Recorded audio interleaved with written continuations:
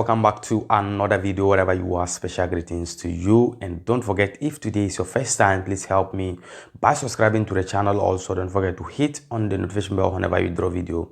You can also get it and watch. In today's video, we are going to be talking about some asylum seekers has been arrested in Italy, and also Libyans have celebrated their 10th anniversary after the revolution in 2011. So guys, without wasting much time, let's do this thing together. Yeah guys, as I said before, some asylum seekers and some lawyers has been arrested, for giving false documents to asylum seekers. The lawyers decide to give false documents to asylum seekers whom their asylum has been rejected, or they are not supposed to get any protection in the country. According to the police, they said 25 people has been arrested in this process, where 15 of them are in prison and 9 of them are still under investigation.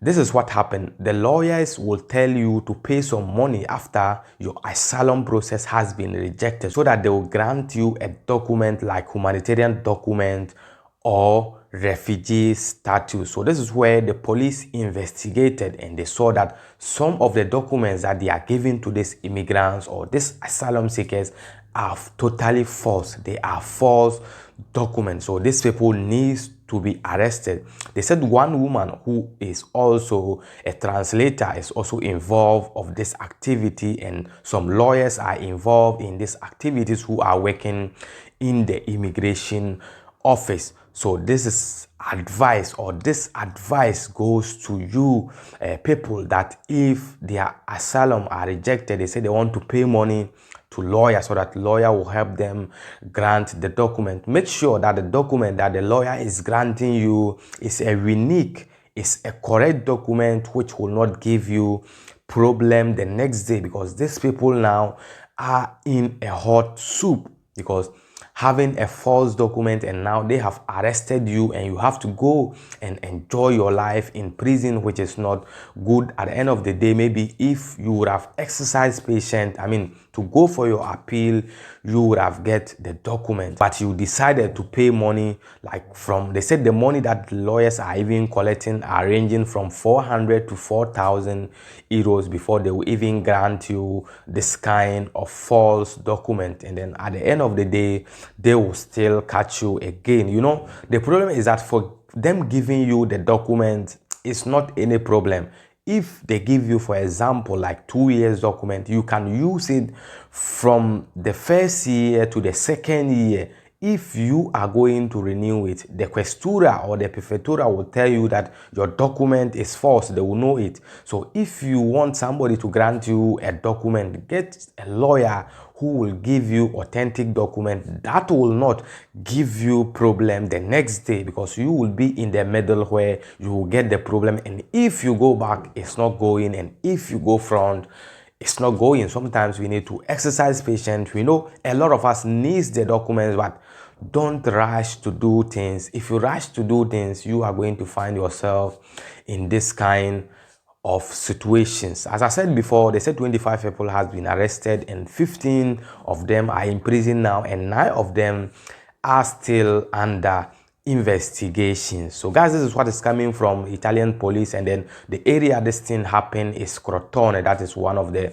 provincia, one of the cities of Italy. That is where this incident happened, where lawyers grant asylum seekers false documents, and they have control, and they have known that these documents were false. So they are saying the lawyers are increasing the illegal immigration, because if you decide to give false documents to immigrants, that means you are creating problem in the immigration system. So guys, let's go and watch that video. When we are back, we will give you the rest of the update. So di nuovo qui da noi con la cronaca. Falsi permessi di soggiorno a chi non aveva diritto alla protezione internazionale. Questa è l'accusa che ha portato all'arresto di 24 persone a Crotone, tra loro anche 2 poliziotti, avvocati e pubblici ufficiali. Flavia Lorenzoni. Escono dalla procura di Crotone una donna avvocato e una straniera mediatrice culturale che lavora all'ufficio immigrazione. Quest'ultima avvisa la professionista che la squadra mobile ha effettuato dei controlli su alcuni stranieri. L'avvocato ha dei sospetti. Ma ad essere intercettata dalle forze dell'ordine è anche lei l'avvocato, insieme a decine di persone, 90 quelle indagate dalla procura di Crotone in un'operazione che ha portato allo smantellamento di 2 gruppi che producevano falsi permessi di soggiorno a stranieri richiedenti asilo, per lo più curdo-iracheni, che però non avevano diritto alla protezione internazionale. La base operativa era la città di Crotone, con ramificazioni sul territorio nazionale e con la possibilità poi di ottenere una serie di permessi di soggiorno per motivi di protezione umanitaria e poter permanere nello Stato italiano o anche nei paesi dell'Unione Europea. 3 avvocati, 2 poliziotti, un vigile urbano e un dipendente della prefettura di Crotone tra i 24 arrestati. Gli intermediari contattavano gli avvocati compiacenti che dovevano procurare falsi documenti.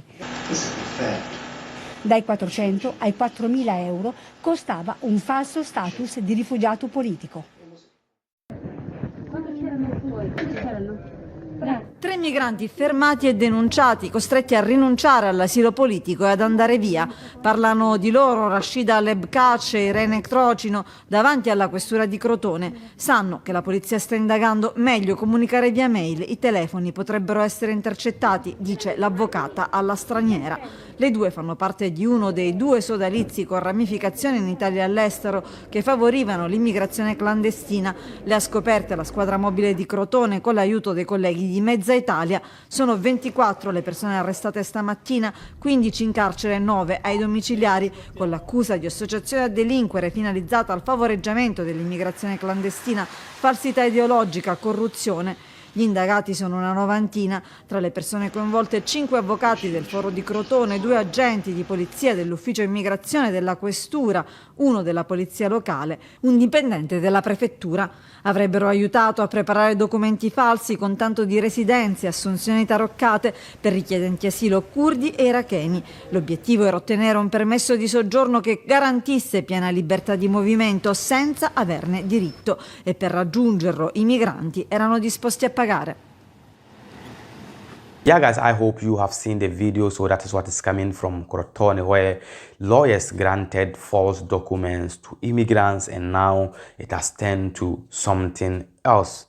So guys, let's move on to the other story. In Libya, Libyans have celebrated the 10th anniversary after the revolution in 2011, where Gaddafi was their leader and they fought for democracy because they said they were fighting for democracy because Gaddafi was a dictatorship government and they wanted democracy, and this is what happened in 2011. These people fought and a lot of things happened, and Libya is not in peace till date, but they are saying they did everything in the name of democracy, and they hope that after the coming years the democracy that they fought for will reveal and Libya will be a democratic country. So they decide to celebrate this 10th anniversary to remember the people who even fought for this war and some of them who even died, and it is going to be history in Libya. You know, 2011 was not something easy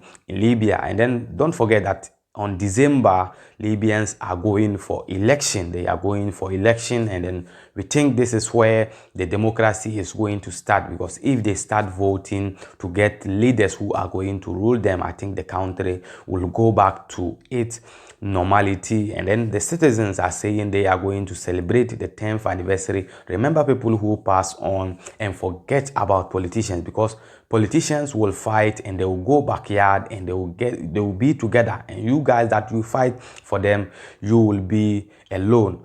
I remember one MP in Ghana said, if they go to parliament and you see that they will be fighting in the parliament house, you guys shouldn't follow them, because if they get out, they are going to drink their tea and their eggs, and you will be sitting outside there fighting for politicians. So the citizens of Libya are saying they are going to celebrate this day because it is a great day for them, and they wish Libya well, and they will be in democracy in the coming years, as I said before. So guys, let's go and watch that video. When we are back, we will give you the rest of the update. So stay.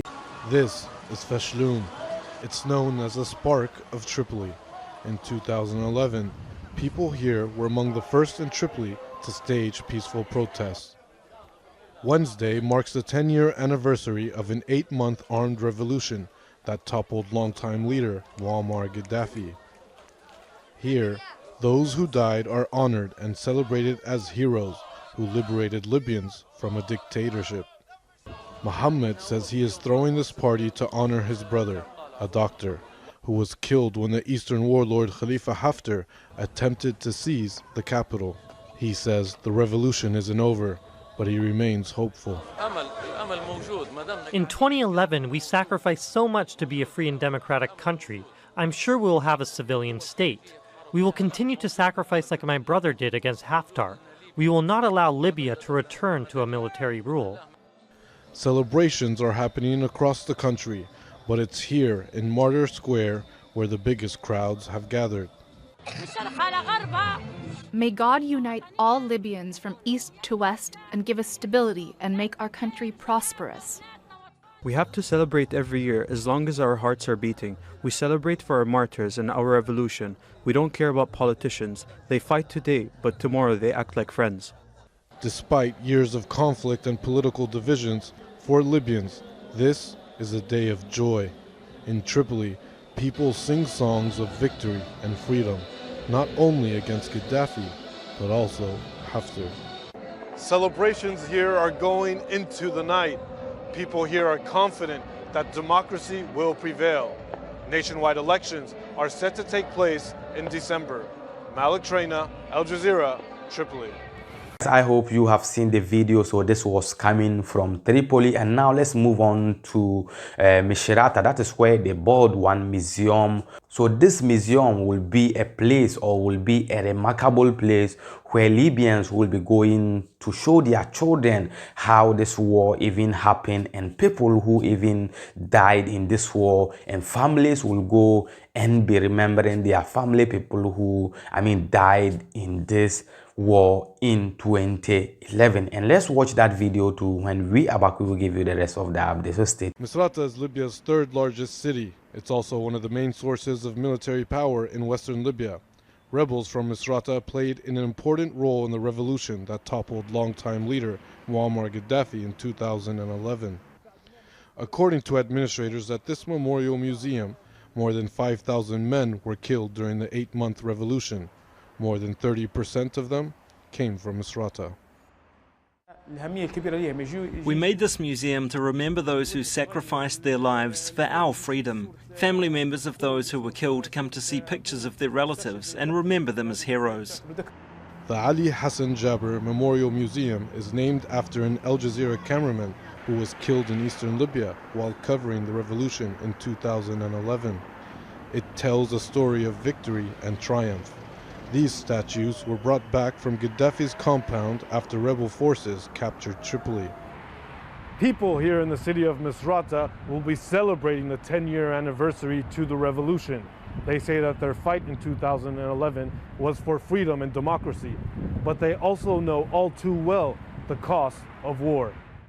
Here, those who died while fighting Gaddafi's forces are remembered. Their pictures fill the walls. 10 years on, people bring their kids here to teach them about the conflict.